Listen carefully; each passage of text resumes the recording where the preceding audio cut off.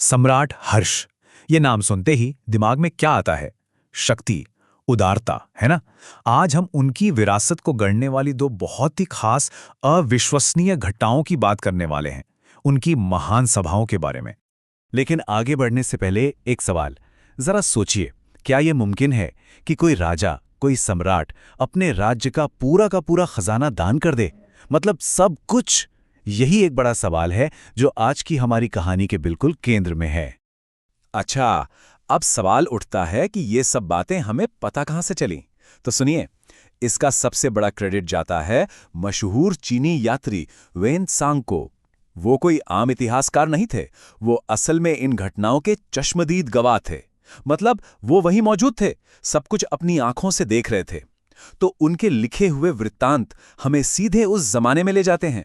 तो हर्ष के शासनकाल की पहचान है दो बहुत ही भव्य सभाएं, और मजे की बात यह है कि दोनों एक दूसरे से बिल्कुल अलग थीं। और जब हम दोनों को साथ में देखते हैं तो एक शासक के तौर पर हर्ष के व्यक्तित्व के दो बिल्कुल अलग पहलू सामने आते हैं। चलिए सबसे पहले बात करते हैं कन्नौज में हुई सभा की। देखिए, ये कोई आम राजनीतिक सभा नहीं थी, बल्कि ये उस दौर के सबसे बड़े बड़े विद्वानों और विचारकों का कह सकते हैं एक महासम्मेलन था। और इसकी गंभीरता का अंदाजा इस बात से लगाइए कि ये सभा पूरे 3 हफ्तों तक चली, और इन 3 हफ्तों में चर्चा का सिर्फ और सिर्फ एक ही विषय था: महायान बौद्ध धर्म की गहराइयां। मतलब कोई छोटी मोटी बातचीत नहीं, बल्कि बहुत गहरी दार्शनिक बहसें। अब जरा इसके पैमाने की बात करें। ये कितना बड़ा आयोजन था।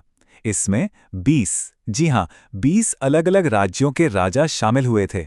और राजाओं के साथ साथ वहां 3000 बौद्ध भिक्षु भी मौजूद थे, सबके सब धार्मिक और दार्शनिक बहसों में हिस्सा लेने के लिए पूरी तरह से तैयार। और बात यहीं खत्म नहीं होती। इस बौद्धिक महाकुंभ में पूरे भारत से 1000 से ज्यादा बड़े बड़े विद्वान भी आए थे। जरा सोचकर देखिए, एक ही जगह पर उस समय की कितनी जबरदस्त दिमागी शक्ति इकट्ठा हुई होगी। तो आखिर इस एलीट ग्रुप में कौन कौन लोग थे? इसमें ब्राह्मण थे, जैन विद्वान थे, जिन्हें उस समय निर्ग्रंथ भी कहा जाता था, और जैसा हमने बताया, बौद्ध भिक्षु तो थे ही। सच में ये दिग्गजों का जमावड़ा था। और पता है, इस पूरी सभा की अध्यक्षता कौन कर रहा था? वो ही हमारे चश्मदीद गवाह ह्वेनसांग खुद। तो ये तो थी कन्नौज की बात। अब चलते हैं दूसरी सभा की ओर, जो हुई प्रयाग में। और ये कन्नौज से बिल्कुल 100% अलग थी। ये विद्वानों के लिए नहीं, बल्कि आम लोगों के लिए थी। ये दान और उदारता का एक बहुत बड़ा उत्सव था। इस आयोजन का एक खास नाम था महामोक्ष परिषद। और ये कोई एक बार की बात नहीं थी, ये हर 5 साल में होने वाला एक नियमित आयोजन था। और इसका मकसद सिर्फ एक बहुत ही नेक मकसद: लोगों को दान देना। इस पूरी परिषद का जो केंद्र बिंदु था, जो इसकी आत्मा थी, वो थी दान की रस्म। मतलब पूरा का पूरा फोकस सिर्फ और सिर्फ देने पर था, बिना किसी शर्त के खुले दिल से दान करना। और सुनिए, ये कोई 1-2 दिन का इवेंट नहीं था। ये दान का त्योहार पूरे 75 दिनों तक चला। 75 दिन! जरा सोचिए, लगभग 2.5 महीने तक लगातार सिर्फ दान दिया जा रहा था। अब आप सोच रहे होंगे कि इसका फायदा कितने लोगों को मिला। तो अंदाजा यह है कि लगभग 50 लाख लोगों को, जी हां, 50 लाख लोगों को इस दौरान तोहफे और दान दक्षिणा मिली।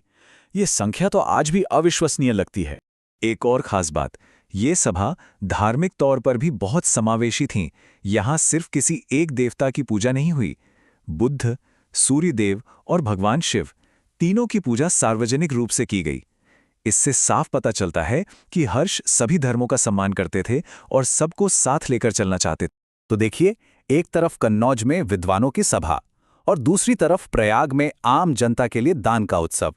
जब हम इन दोनों घटनाओं को साथ रखकर देखते हैं तो सम्राट हर्ष की कैसी तस्वीर उभरती है? ये हमें उनके बारे में क्या बताती हैं? बहुत साफ है, कन्नौज की सभा एक एलीट सभा थी, जिसका मकसद था बौद्धिक बहस, और वो भी सिर्फ एक धर्म पर केंद्रित। जबकि प्रयाग की सभा आम लोगों के लिए थी, जिसका मकसद था सार्वजनिक दान, और उसमें कई धर्मों को जगह दी गई। और अब आता है कहानी का सबसे हैरान करने वाला हिस्सा, वो बात जिसने हर्ष को इतिहास में हमेशा के लिए अमर कर दिया। ह्वेनसांग लिखते हैं कि प्रयाग के उस सभा के आखिर में सम्राट हर्ष ने अपने शाही खजाने में जो कुछ भी था, सब कुछ, एक एक चीज दान कर दी और खुद एक साधारण भिक्षु के कपड़े पहन लिए। ये कोई अचानक आया हुआ ख्याल नहीं था, ये तो महामोक्ष परिषद की जो मूल भावना थी उसी का सबसे बड़ा प्रदर्शन था।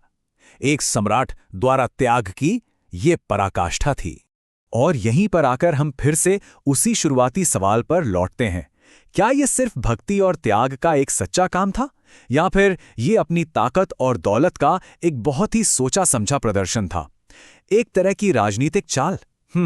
इसका जवाब शायद इतिहास को देखने के अपने अपने नजरिए में छिपा है, और ये सवाल आज भी हमें सोचने पर मजबूर करता है।